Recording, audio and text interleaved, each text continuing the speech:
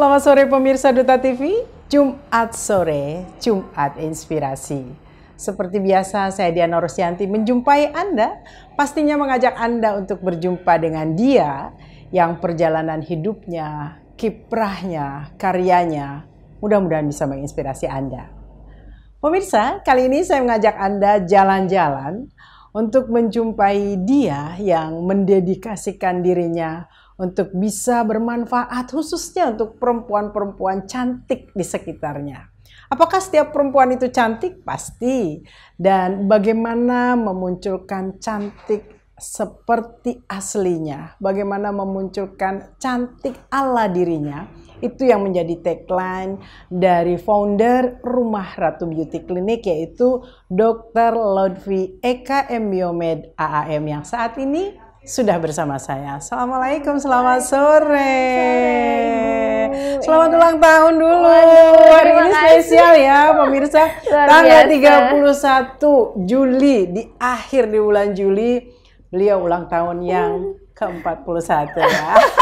Nah, sebelum kita ngobrol-ngobrol ke tadi soal Rumah Ratu dan lain sebagainya, makna 41 tahun bagi seorang Dr. Lodvi itu apa? Life is beginning ya Bu ya. Life is beginning ya. Jadi 40, 41 beginning terus ya. Beginning terus ya.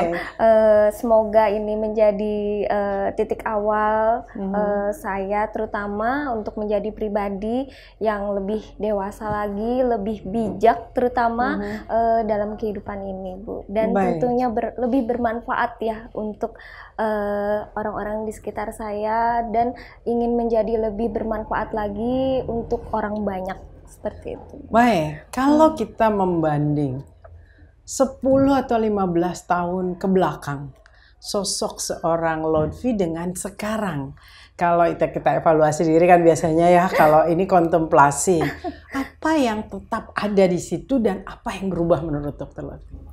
15 tahun yang lalu 15 tahun ya, 10-15 tahun lalu ya. 15 tahun yang lalu, saat itu saya baru menyelesaikan studi dokter saya ya Bu ya. Dan di saat itu yang masih ada di diri saya, mungkin saya ingin memiliki banyak manfaat bagi orang banyak. Yang hingga saat ini masih ada dalam diri saya.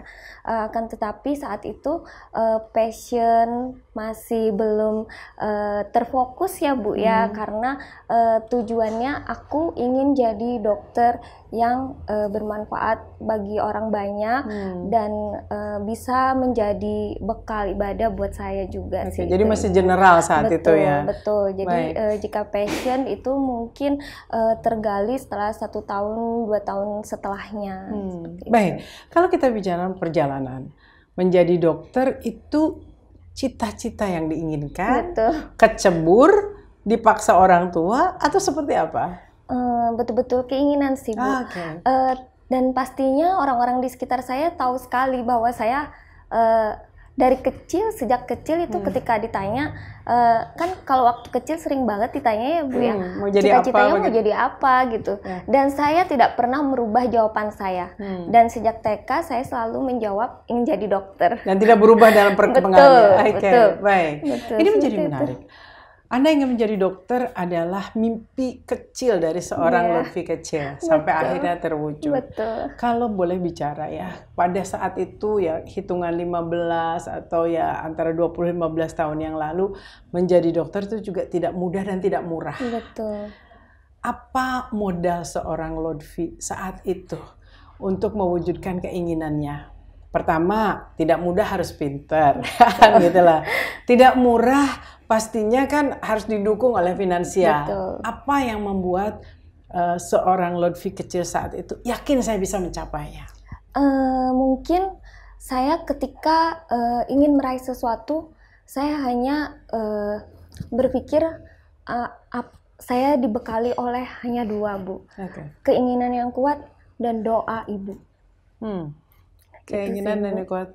Tapi kan tetap harus, itu adalah sesuatu yang modal luar biasa. Tetapi faktualnya Dok, faktualnya ada SPP yang harus dibayar. Betul. Ada nilai-nilai yang harus diraih. Betul. Effort seorang Lutfi itu seperti apa? Jadi sebetulnya kalau boleh bercerita sedikit histori saya hingga menjadi dokter itu, karena saya sejak dulu ingin menjadi mandiri. Jadi saya selesai lulus SMA, saya langsung memberanikan diri izin dengan orang tua pergi ke Jogja. Aku pengen kuliah di Jogja gitu. Dan ketika orang tua mendengar hal itu, entah maknanya mengizinkan atau tidak ya Bu ya, tapi orang tua menjawab, boleh kalau kamu mau kuliah di luar kota, tapi pergi sendiri.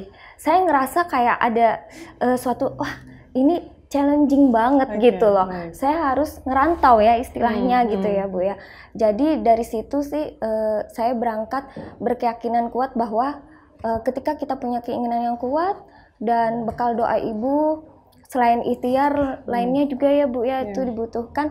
Tentunya kita bisa meraih apa yang kita impikan sih. Karena segala sesuatu saya ngerasa kenapa ya kayak ada aja jalannya, dipermudah aja gitu. Kan Rasanya kita gitu. Flashback. Betul. Luar biasa Anda mencintai ibu, dari tadi disebutkan doa ibu, doa ibu, doa ibu. Tadi ibunya gak kejem loh. Ya, kamu pergi sendiri kalau memang mau keluar gitu kan. Iya. Tetapi bagi Anda itu sangat berkesan. Dan tetap doa ibu itu menjadi utamanya.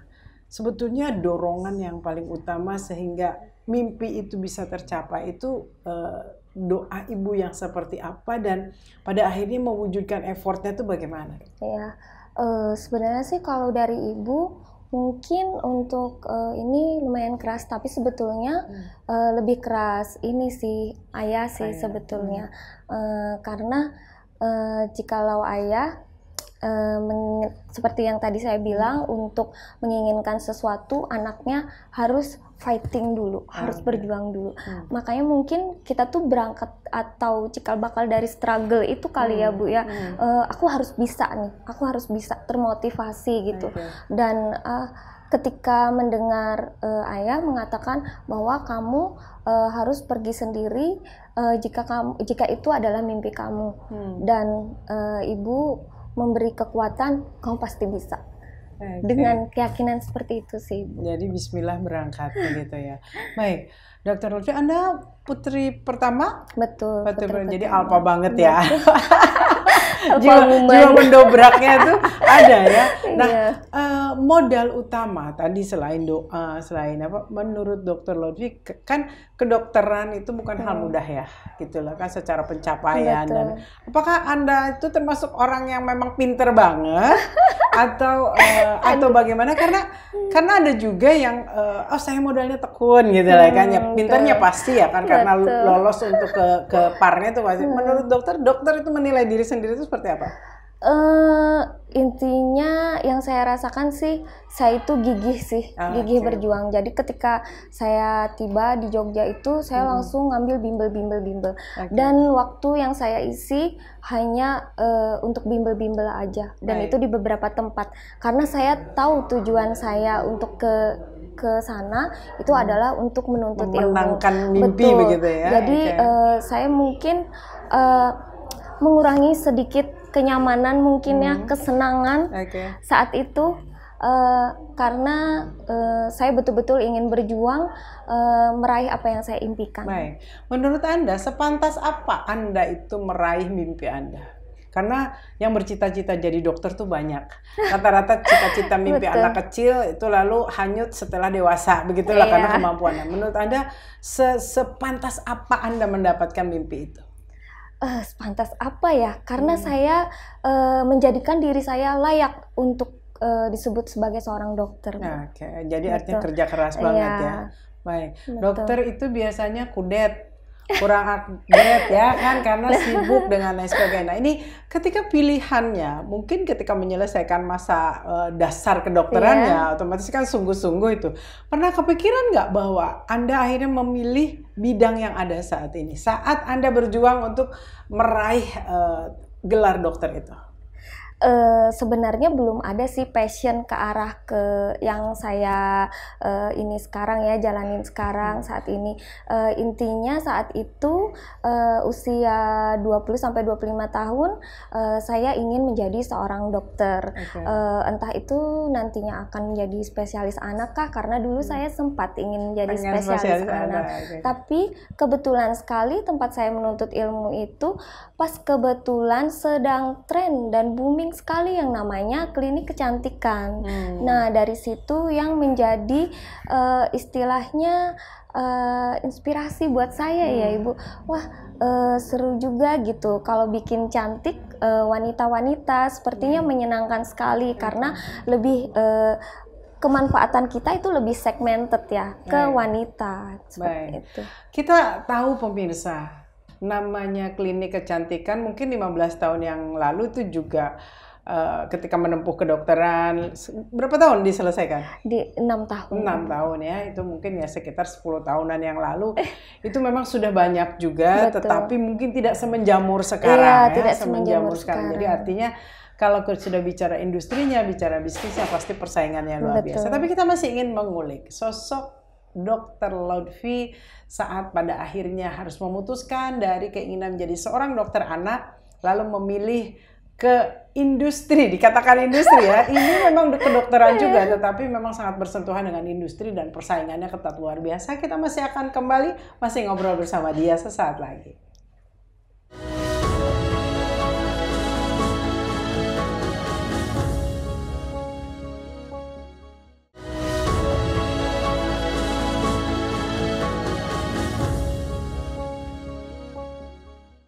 Pemirsa, ketika kita paham bahwa kita ingin dan kita berikhtiar secara luar biasa, maka disitulah akan ada jalan dan kita dimampukan. Itu secuplik kisah dari seorang Dr. Lutfi.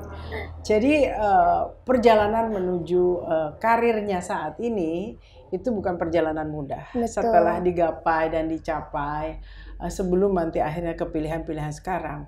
Dok, kalau orang sering mengatakan, oh ya, dunia kedokteran atau bidang kedokteran atau sekolah kedokteran itu kadang-kadang hanya mampu untuk orang-orang kelas tertentu.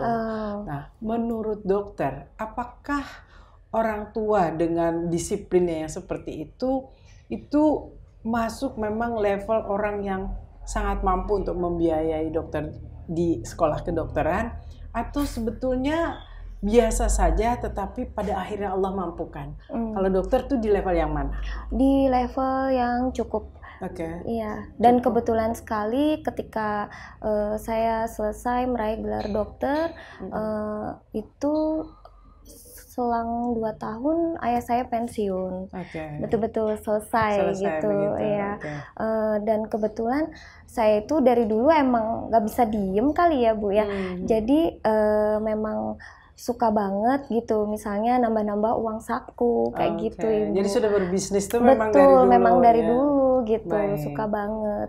Lalu tadi kembali ke perubahan.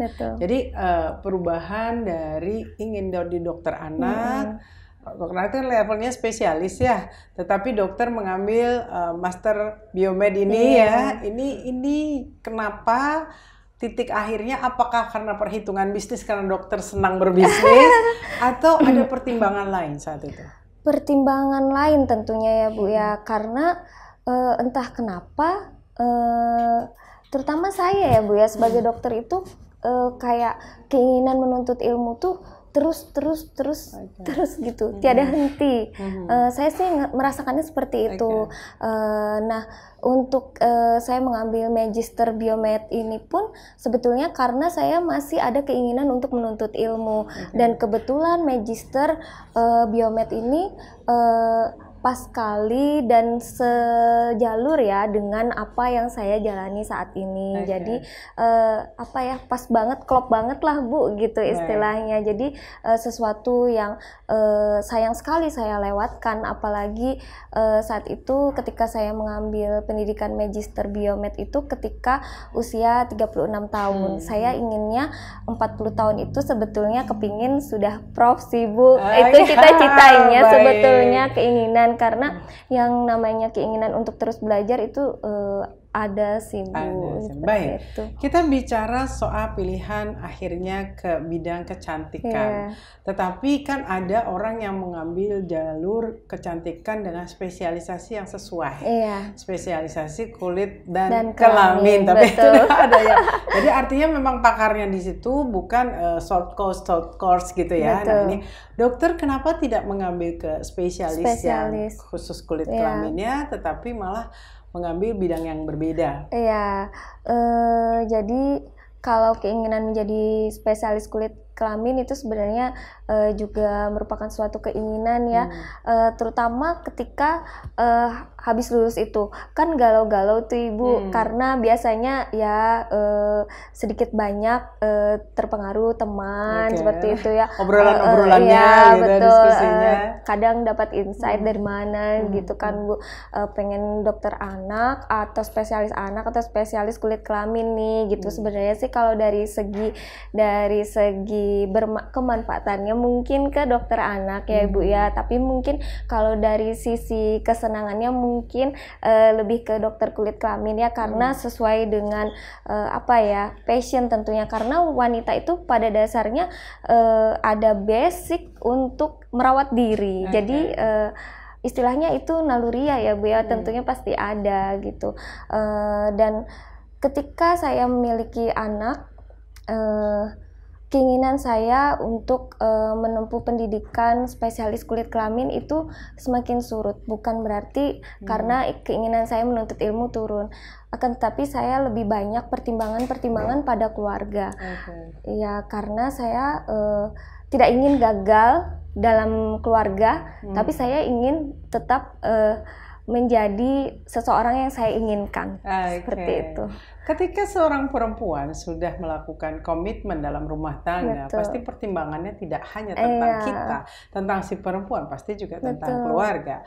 Nah ini menjadi menarik. Keputusan pada akhirnya membuka klinik, Rumah Ratu Beauty Clinic. Ini kan sudah panjang juga perjalanan usianya. 15 Mengapa tahun. akhirnya ini sama dengan perjalanan menapaki karir itu sendiri?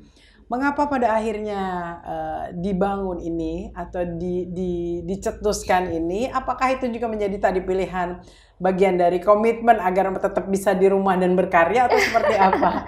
Ya salah satunya itu ya, karena saya dari dulu tuh emang nggak bisa diem. Jadi saya sebetulnya setelah lama di Jogja dan sempat bekerja terutama di salah satu klinik kecantikan nasional di Jakarta, dan saya kembali ke Banjarmasin itu sebetulnya karena diterima sebagai ASN. Jadi karena saat itu posisi ASN, dan kalau zaman dulu ya Bu ya, itu kita sore itu masih ada waktu luang, sehingga saya tidak ingin terlewatkan begitu saja waktu luang saya. Jadi mengisinya yaitu dengan praktek di rumah dulu awalnya seperti itu. Tapi semakin lama semakin sepertinya bertambah terus ini customernya, dan memungkinkan untuk memiliki tempat, karena sudah tidak memungkinkan lagi dengan praktek yang ada di rumah. Akhirnya saya membuka klinik setahun setelah saya kembali ke Banjarmasin. Setahun setelah kembali ke Banjarmasin. Namanya kenapa Rumah Ratu ya? Gitu loh, bukan yang lain. Apakah ada historinya atau ada pesan dan passion yang ingin disampaikan? Dan juga termasuk warna-warna ini kan pasti setiap orang seperti se-alpha. Dr. Lotfi itu biasanya segala sesuatunya detail. Boleh di-sharing nggak? Iya, jadi mungkin ya saya tuh dari dulu selalu memprogram hidup saya. Jadi ketika saya kecil, misalnya TK saya di sini, aku mau SD-nya di sini. Bilang sama orang tua aku mau, ketika sudah SD aku mau SMP-nya di sini. Jadi saya setiap hari itu ngerasanya seperti menjalin rajut Bu, yang akan saya step by step yang akan untuk saya tempuh. Sesuatu betul, itu. Saya selalu seperti itu. Saya selalu memprogram, termasuk dengan nama Rumah Ratu ini. Kebetulan saya itu ingin punya anak cewek yang bernama Ratu. Jadi karena waktu itu prakteknya di rumah saja, jadi kita namakan dengan nama Rumah Ratu. Jadi histori Rumah Ratu itu sebetulnya dari Putri itu. ya. Padahal ratunya waktu itu belum lahir. Saya pun belum hamil. Kejadian setelahnya itu setelah buka 3 tahun setelah buka. Baru punya putri namanya Ratu sebetulnya. Tapi itu dibalik ya. Karena jadi, terprogram sudah. Ya Allah mengabulkan apa yang menjadi mimpinya. Benar, betul. Menurut dokter, seorang dokter Lutfi ini kalau dari cerita yang kita tangkap sekilas itu kan kayaknya selain karena effortnya dimudahkan sama Allah. Kira-kira kenapa ya gitu loh kan? Tidak semua orang seperti itu loh gitu loh. Menurut dokter apa kira-kira yang membuat Allah itu memudahkan jalan seorang dokter Lutfi? Saya percaya banget sih doa ibu itu, Bu. Doa ibu ya. Pasti sampai ke langit. Jadi itu kuncinya memang. Iya. Bagaimana cara dokter memuliakan seorang ibu dan bagaimana ibu itu sehingga membuat kesan luar biasa untuk seorang dokter Lutfi? Mungkin saya belum bisa menjadi anak yang baik.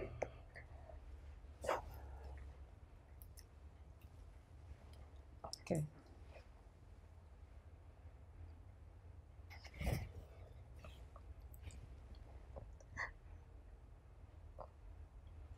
Berat banget ya. Gak apa-apa. Jadi tetapi memang dari tadi di awal dikatakan memang peran ibu luar biasa dan dokter merasa bahwa harus membahagiakan dan membanggakan ibu. Ya, kita nanti ingin tahu seperti apa sih sebetulnya keseharian seorang ibu dari seorang dokter Lutfi ini memberikan inspirasinya, memberikan motivasinya dan ibaratnya itu big picture seorang dokter Lutfi adalah ibu. Doanya dan juga pasti sesuatu yang ada di balik itu. Kita masih akan kembali sesaat lagi.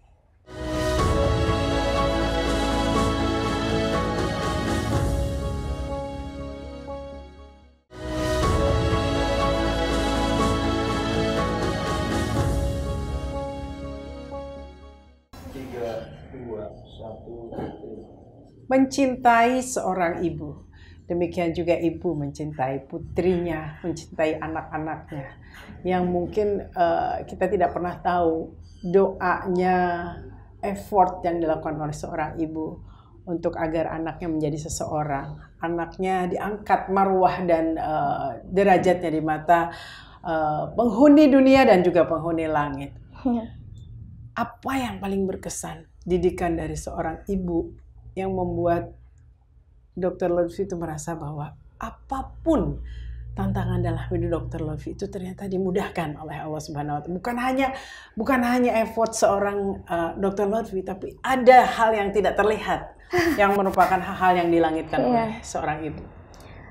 Saya merasanya sih saya belum bisa menjadi anak yang baik, tapi ibu saya selalu mendoakan yang baik buat saya. Sehingga siapa saya hari ini adalah hasil dari doa-doa ibu saya yang dijabah Allah. Oke. Pernahkah ibu itu memberikan menyampaikan keinginannya? Nak, kamu ingin menjadi apa? Nggak pernah. Nggak pernah. Hanya doa saja. Baik. Nggak pernah menuntut. Kalau menurut dokter, apakah ibu sudah bahagia dengan pencapaian yang dokter capai saat ini? Mungkin ya. Karena tipikal keluarga saya itu adalah keluarga yang tidak mau mengungkapkan love language-nya gitu. Oke. Jadi seperti tapi itu. Terasa. Iya. Dan apa yang saya lakukan itu sebetulnya yang membuat mereka bangga. Mereka bangga. Dokter Putri Sulung punya adik berapa? Punya adik 2. Punya adik 2. Biasanya sulung ini pendobrak, ya kan, pendobrak. Role model ya Bu, Role ya model. rasanya. Bagaimana dokter itu akhirnya bisa menjadi panutan untuk adik-adiknya? Nah itu juga salah satu penyemangat saya sih. Saya harus menjadi contoh yang baik untuk adik-adik saya. Itu sih Bu yang memotivasi saya. Adik-adik ada yang mengikuti jejak dokter? Ada Bu. Adik saya yang cowok ya, walaupun itu sebenarnya suatu kebetulan dia memang ingin mengikuti jejak saya, tapi memang dari keluarga saya tuh gini Bu, ketika dia gagal, dia sempat gagal kan mengambil kedokteran dan tetap terus berjuang gitu, tetap melanjutkan ingin meraih dokter gitu. Dengan kata-kata yang saya ingat banget sampai sekarang, papa saya bilang kalau nggak masuk kedokteran nggak usah kuliah. Itu sih yang jadi luar cambuk, biasa, iya. Dan saya bisa merasakan apa yang dia rasakan karena yang saya dapat pun ketika aku pengen kuliahnya nggak di Banjar, aku pengen kuliahnya di Jogja gitu. Sama dengan yang dikatakan ayah saya, ya silahkan kalau mau Bapak cuma bisa kasih support, tapi kita tidak akan membersamai. Gitu. Jadi disuruh berjuang sendiri.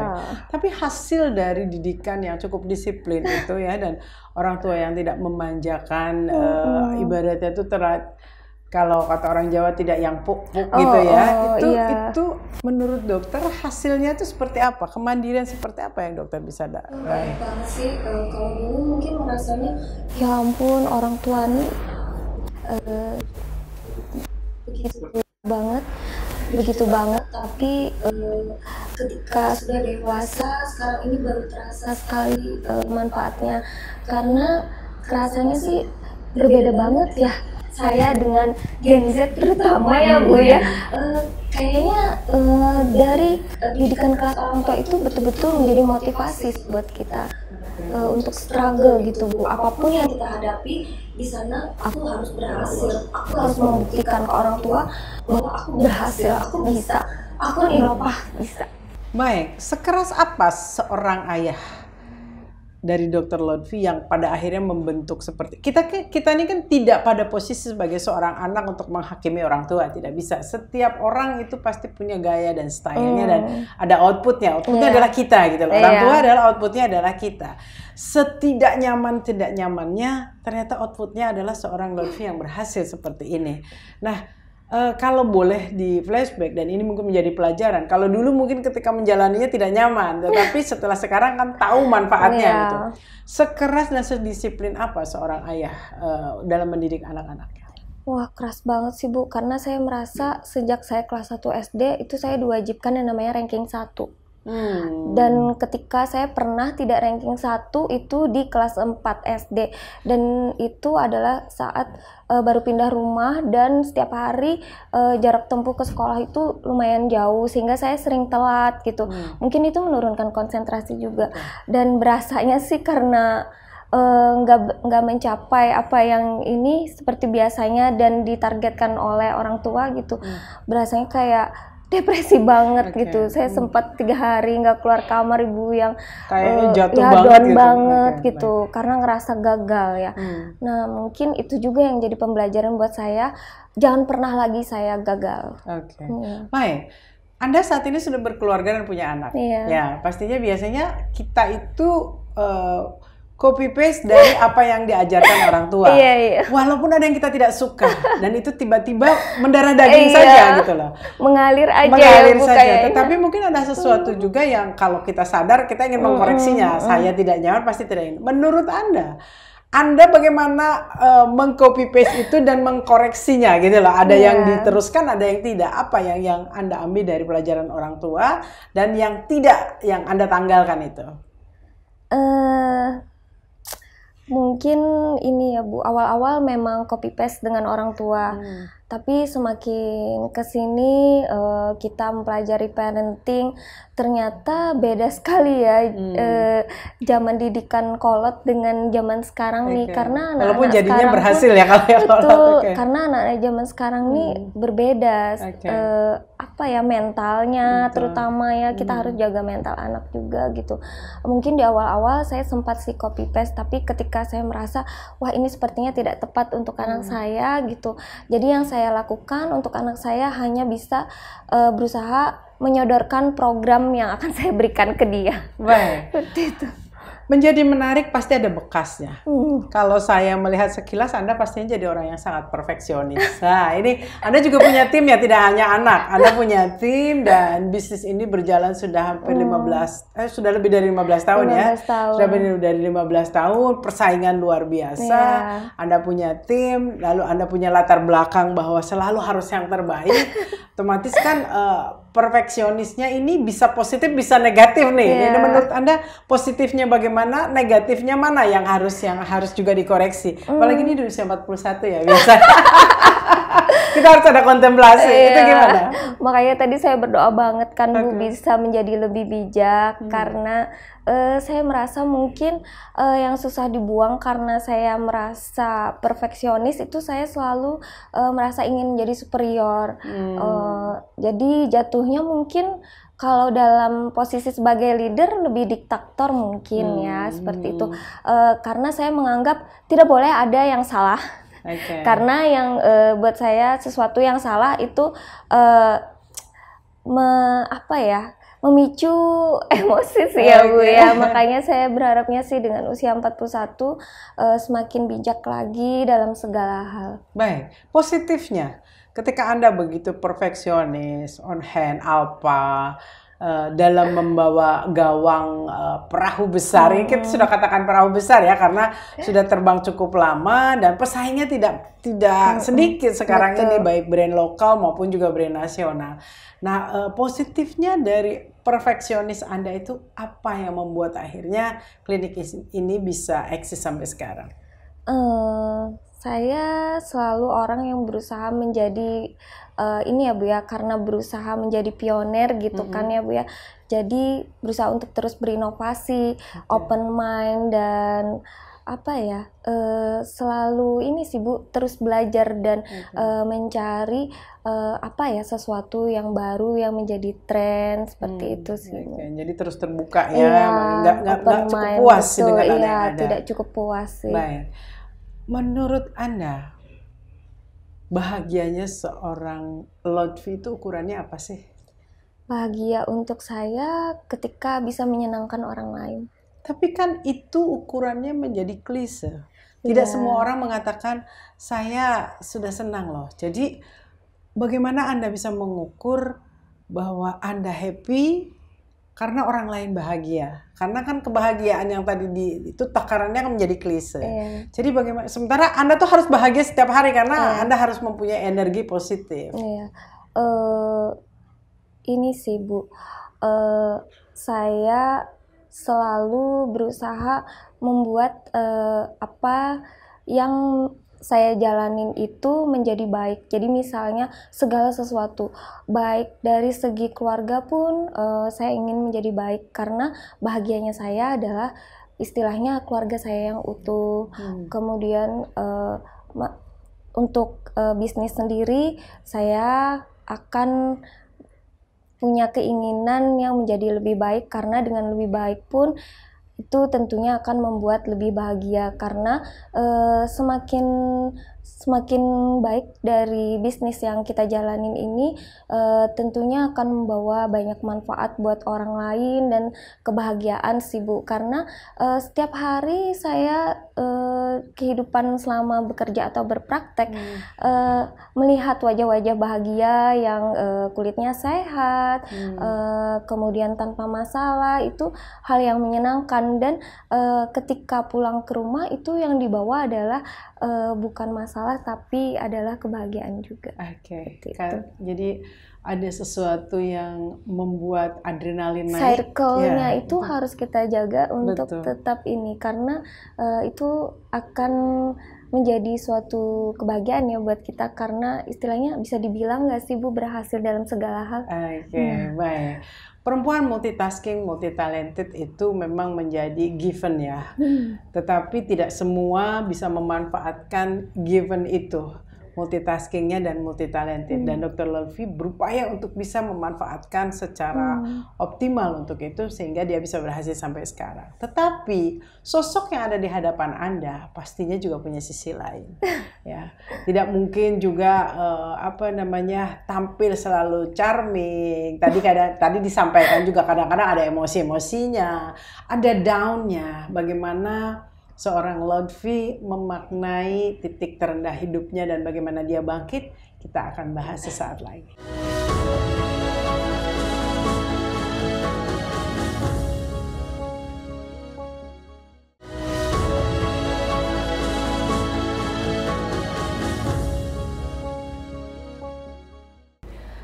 Pemirsa, kita ini hidup tidak mungkin lempeng-lempeng saja ya dok. Seorang Dr. Lutfi yang harus selalu penuh energi karena harus bertemu dengan perempuan-perempuan yang ingin dimanjakan ya dok ya. Karena ada istilah bahwa hanya orang yang bahagia yang selesai dengan dirinya yang bisa membahagiakan orang lain. Tujuan Dr. Lutfi adalah ingin membuat orang lain bahagia. Tapi Lutfi adalah seorang manusia. Manusia biasa ya Bu ya. Manusia biasa yang mungkin saja ada titik low-nya, titik terendahnya, persoalan-persoalan kehektikan, mimpi yang tidak semuanya tercapai. Apalagi dia adalah seorang perfeksionis. Biasanya perfeksionis gampang patah juga ya. Nah, kita ingin dengar cerita supaya ini menjadi inspirasi untuk para perempuan. Apakah seorang Dr. Lutfi ini pernah berada pada titik terendahnya? Titik terendahnya tuh kenapa? Dan pada akhirnya bagaimana dia bangkit untuk bisa mengatasi itu semua? Titik terendah. Tapi malu sekali sih Bu untuk Nggak bilangnya. apa-apa. Ini menjadi inspirasi kita lebih terbuat. Ingat ini usia 41 ya. Menjadi pembelajaran diri dan untuk orang lain. Oke, baik. Titik terendah sih merasanya ketika saya merasa tidak berguna karena waktu itu patah hati sih Bu, nggak penting banget kan. Iya, jadi saya merasa sempat lengah waktu itu dengan impian saya dan saya sempat waktu itu 2 bulan sibuk drop dan benar-benar menenangkan diri gitu, izin dari koas selama 2 bulan, 1 stase minor ya itu. Jadi saya telat gitu, dari teman-teman yang lain. Berarti ini masih gadis ya waktu itu ya? Iya. Masih gadis, Karena waktu itu sempat juga Bu yang ingin mengakhiri hidup, seperti itu. Pernah. Sempat yang alay gitu ya Bu. Katanya. Iya. Jangan dibikin ketawa loh ya, ini persoalan yang pada saat itu kan berat sekali bagi dokter ya. Bagi saya sih sesuatu yang berat lah buat saya karena keluarga udah kenal baik dan rasanya itu karena saya istilahnya waktu itu punya hubungan baik itu sekitar 7 tahun Ibu. Jadi kayak berasanya kayak besar bersama ya sebetulnya gitu.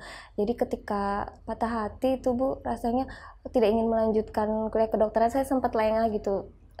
Dan saya bisa bangkit lagi itu karena ketika sadar karena waktu itu juga ini sih Bu sama ibu sih intim lah sama ibu gitu. Kayaknya dia itu menjadi kebahagiaannya ibu begitu ya.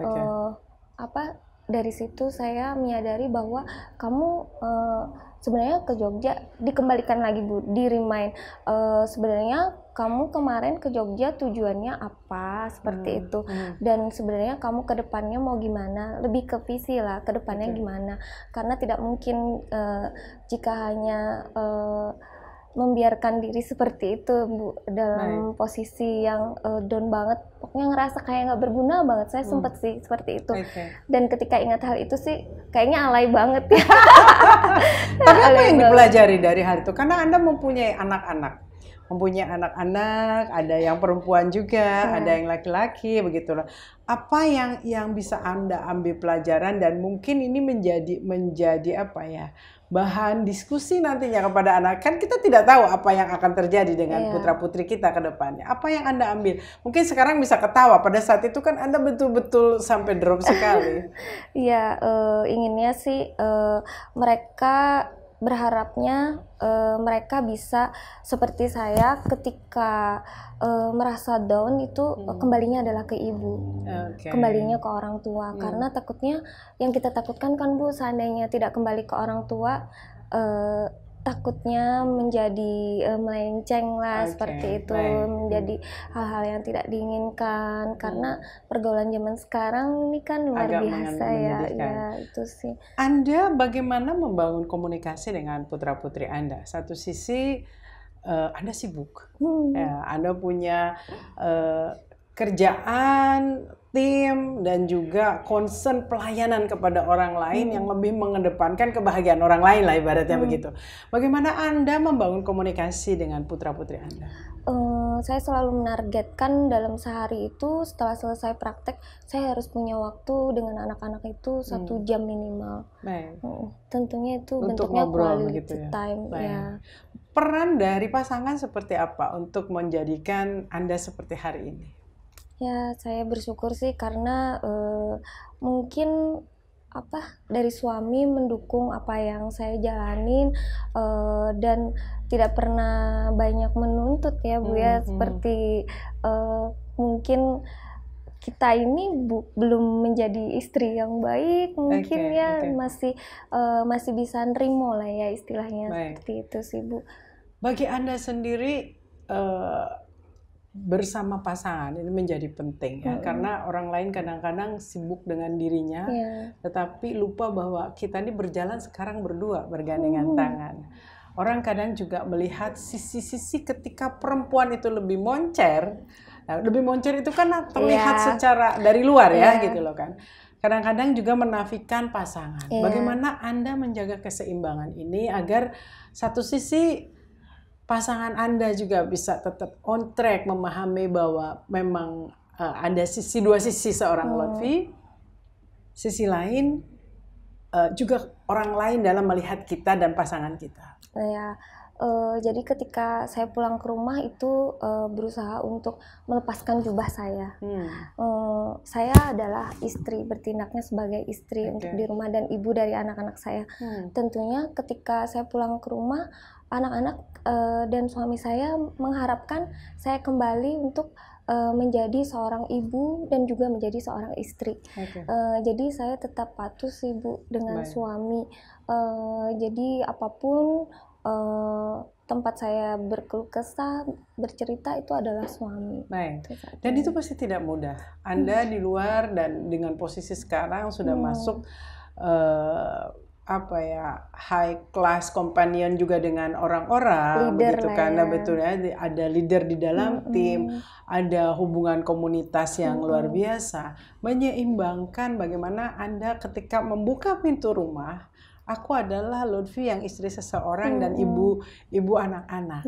Itu bagaimana Anda men-switch-nya, kan itu tidak mudah. Jadi bagaimana cara membuat Anda menjadi dua sisi yang berbeda?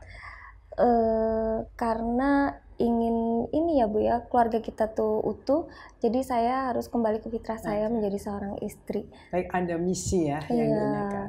Baik, kembali ke soal bisnis.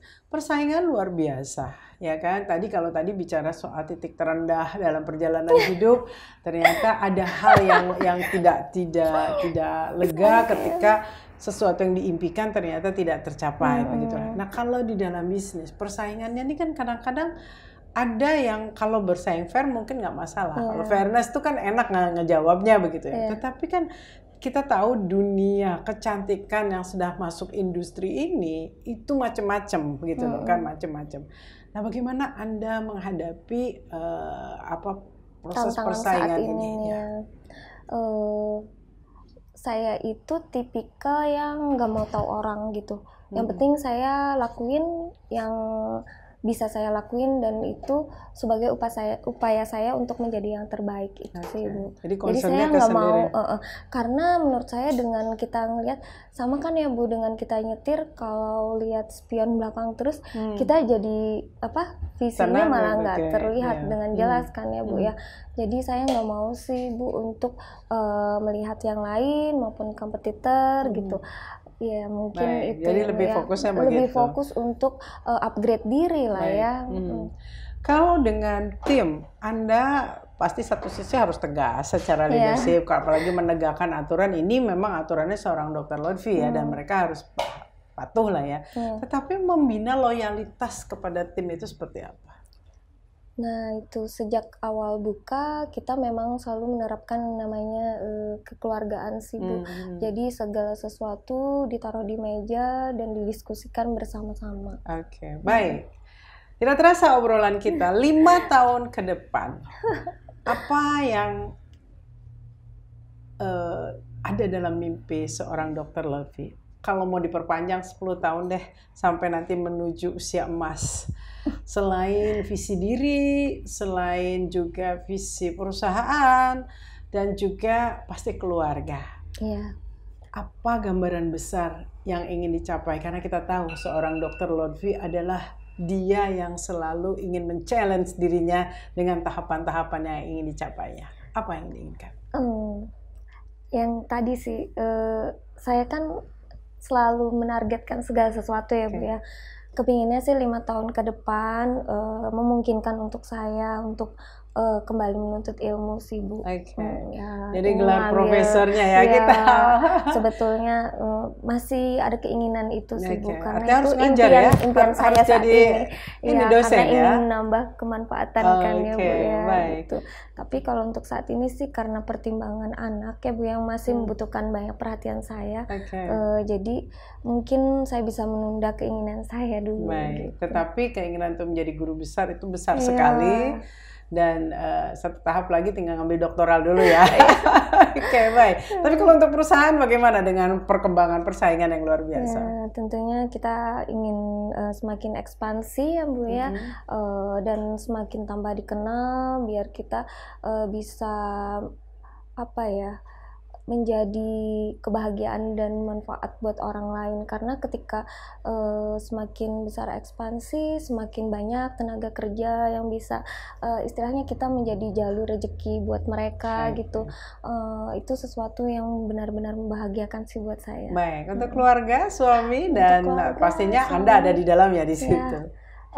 Tetap mencintai seperti sekarang. Oke, aduh, love banget.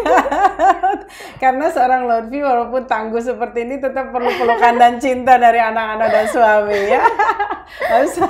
Jadi melihat berkaca-kaca, jadi semoga tetap kebahagiaan itu karena Dr. Lutfi memerlukan energi kebahagiaan yang ada di dalam untuk bisa disalurkan jadi kebahagiaan orang lain.